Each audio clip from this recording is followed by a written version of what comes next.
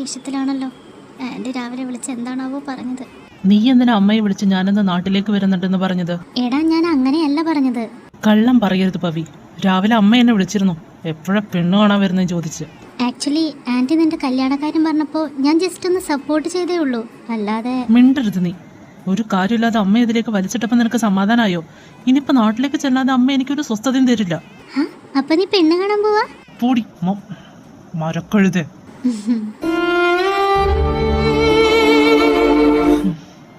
പവി, ഞാനൊരു കാര്യം ചോദിച്ചാ നീ സത്യം പറയൂ?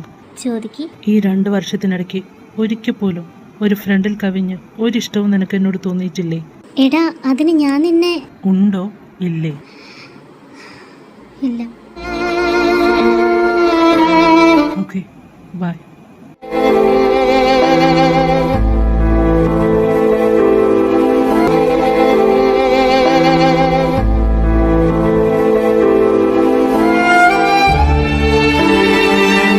നീ എങ്ങോട്ടേ ഓടുന്നേ? എടി തരുൺ പോയോ? പോയല്ലോ. 2 ദിവസം ലീവ് എടുത്ത് നാട്ടിലേക്ക് പോവാന്ന് പറഞ്ഞു. എന്താടി കാര്യം? അത് പറയാം. എപ്പോഴാ പോകുന്നേന്ന് പറഞ്ഞോ? ഉച്ചയ്ക്ക് പോകുന്നാ പറഞ്ഞത്. ഓക്കെ.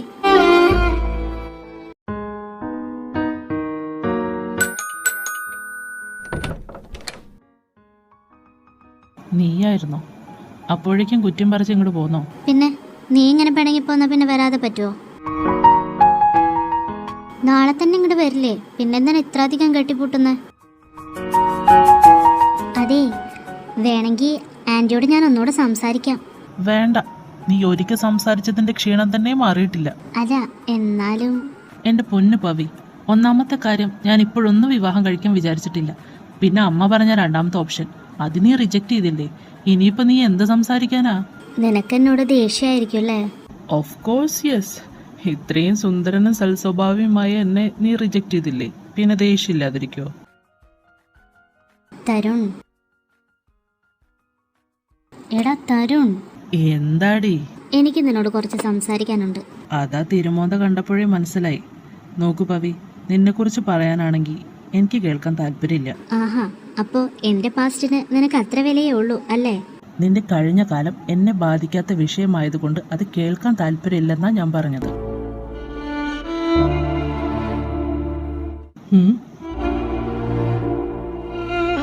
ഈ പെണ്ണ്.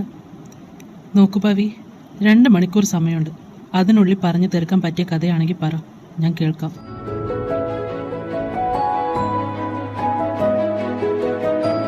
ഞാൻ, മമ്മ, പപ്പ, ചേച്ചി, ഇതായിരുന്നു എൻ്റെ ഫാമിലി.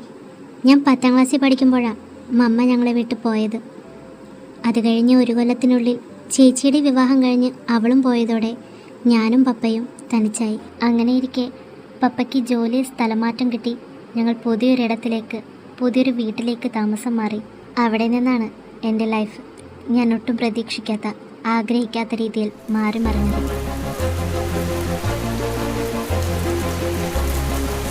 മോളെ പല്ലു.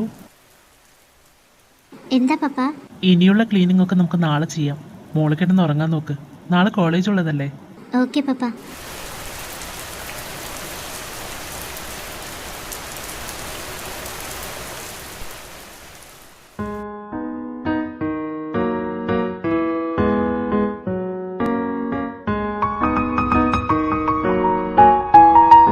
ഗുഡ് മോർണിംഗ് പപ്പ.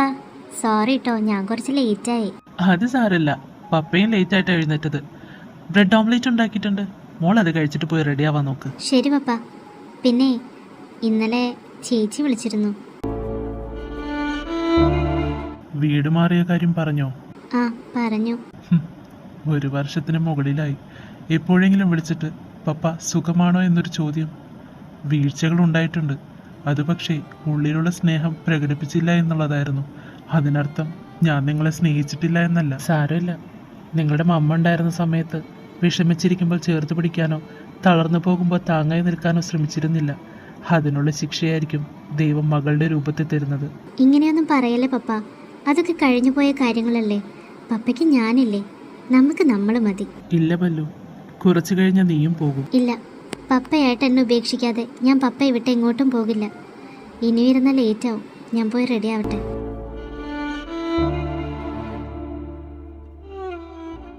പോകാം പപ്പ. ഹാ പല്ലു, ഇറങ്ങാം. Good morning Sethu. ഹാ ഗുഡ് മോർണിംഗ്. ഉറക്കമൊക്കെ സുഖമായിരുന്നോ? വീടൊക്കെ ഇഷ്ടപ്പെട്ടല്ലോ അല്ലേ? പിന്നെന്താ, ഒരുപാട് ഇഷ്ടമായി.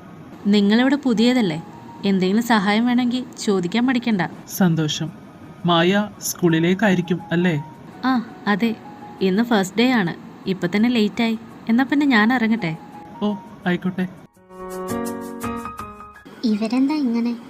ഞാനിവിടെ പന പോലെ നിന്നിട്ടും എൻ്റെ മുഖത്തേക്ക് പോലും നോക്കിയില്ല. പല്ലു, ഇറങ്ങാം. ഹാ പപ്പ, വരുവാ.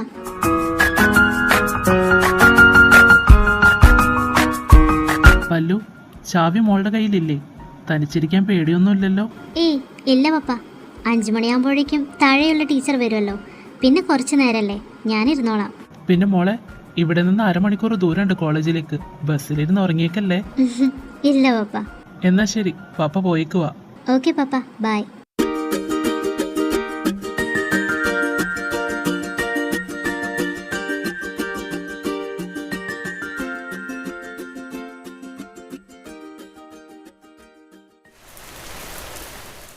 അയ്യോ, കോളേജ് എത്തിയോ? എന്താ പുറത്തൊരു ബഹളം? മഴയോ? ഷേ, കുടയെടുക്കാനും മറന്നല്ലോ. ഇനിയിപ്പോൾ നനയാതെ ക്ലാസ്സിലേക്ക് എങ്ങനെ പോകും?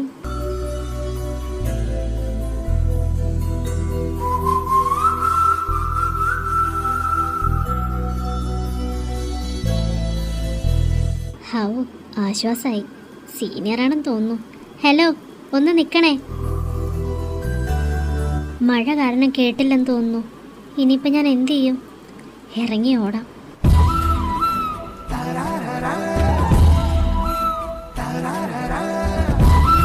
ഹേയ്,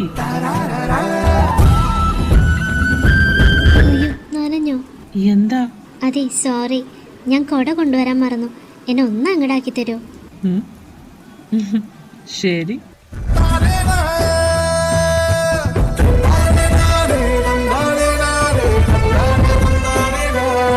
അതെ, പെട്ടെന്ന് ഓടി വന്നപ്പോൾ ബ്രേക്ക് കിട്ടിയില്ല, അതാ. സോറി കേട്ടോ. ഹാ, അതെനിക്ക് മനസ്സിലായി. സാരല്ല. ആണോ? Thank you. ഓ ആയിക്കോട്ടെ, ശ്രദ്ധിച്ചു പോണേ.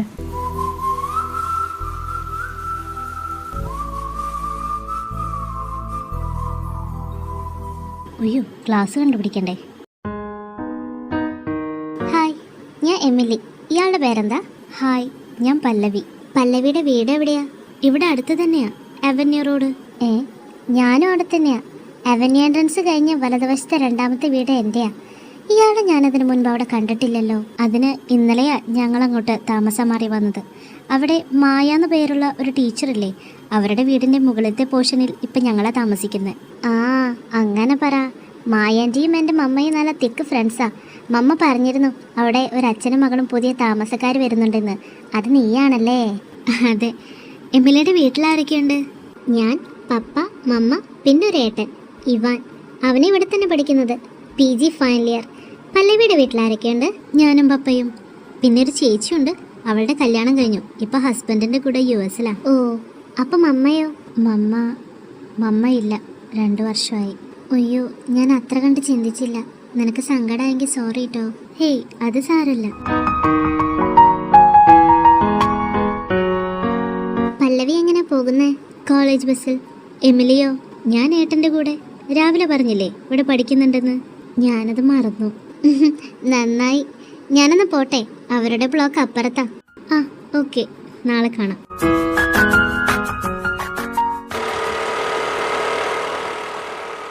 ഗുഡ് ഈവനിങ് മാം.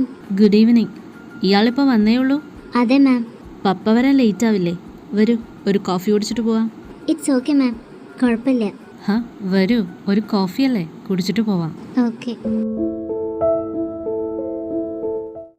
പല്ലവി എന്നാണല്ലേ പേര്?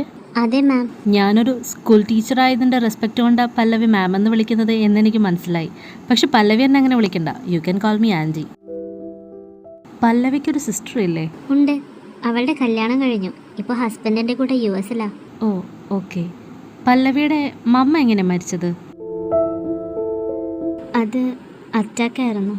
ഇത്ര ചെറുപ്പത്തിലോ? ആൾക്ക് വേറെ എന്തെങ്കിലും അസുഖം ഉണ്ടായിരുന്നോ? അത് പിന്നെ മമ്മയ്ക്ക് ഹാർട്ടിൽ ചെറിയ ബ്ലോക്ക് ഉണ്ടായിരുന്നു. പക്ഷെ പ്രോപ്പർ ട്രീറ്റ്മെൻറ്റ് എടുക്കാൻ മമ്മ തയ്യാറായില്ല. സോ പെട്ടെന്നായിരുന്നു. സീതു ഭയങ്കര ഫ്രണ്ട്ലി ആണല്ലേ? എന്താ? അല്ല, പല്ലവിയുടെ പപ്പ എല്ലാവരോടും നല്ല ഫ്രണ്ട്ലി ആണല്ലേ എന്ന് ചോദിച്ചതാ. ഹാ അതെ. എന്നാൽ പിന്നെ ഞാൻ പോയിക്കോട്ടെ മാം. അല്ല ആൻറ്റി, കുറച്ച് ക്ലീനിങ് ഉണ്ട്.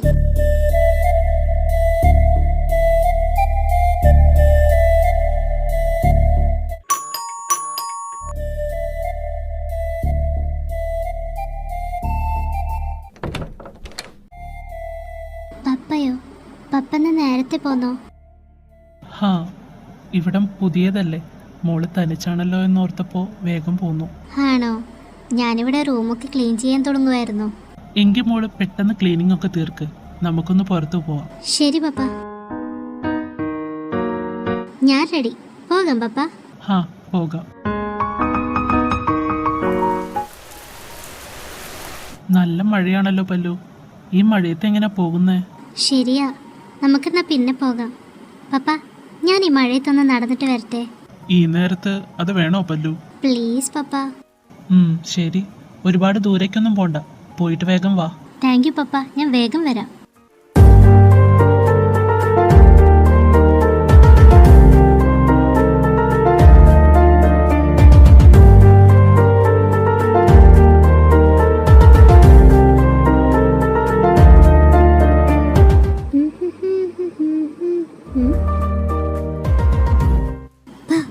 എന്താടി? എന്താ ബ്രദർ, മഴ കണ്ട് ആസ്വദിക്കുകയാണോ? ആ, ഞാൻ ചുമ്മാ മഴയും നോക്കി നിന്നതാ. അപ്പുണ്ടൊരു പെൺകുട്ടി തനിച്ച് കൊടയും ചൂടിതിലേ പോകുന്നു. പെൺകുട്ടിയോ? ഈ മഴയത്തോ? ഏട്ടന് തോന്നിയതായിരിക്കും, അല്ലെങ്കിൽ വല്ല യക്ഷിയോ മറ്റോ ആയിരിക്കും. പിന്നെ എനിക്ക് തോന്നിയതൊന്നുമല്ല, അതൊരു പെൺകുട്ടി തന്നെയായിരുന്നു. ഞാൻ കരുതിയത് ഈ ഏരിയയിലെ ഏറ്റവും വലിയ ഭ്രാന്തി നീയാണെന്നാ, പക്ഷെ ഇപ്പൊ മനസ്സിലായി അതിനേക്കാളും കൂടി എന്നെ ഉണ്ടെന്ന്. അയ്യ, നിന്ന് ചളി വാരി വിതറാതെ താഴേക്ക് വരാൻ നോക്ക്, മമ്മ വിളിക്കുന്നുണ്ട്. നീ പൊയ്ക്കോ, ഞാൻ വന്നേക്കാം. ഓക്കേ.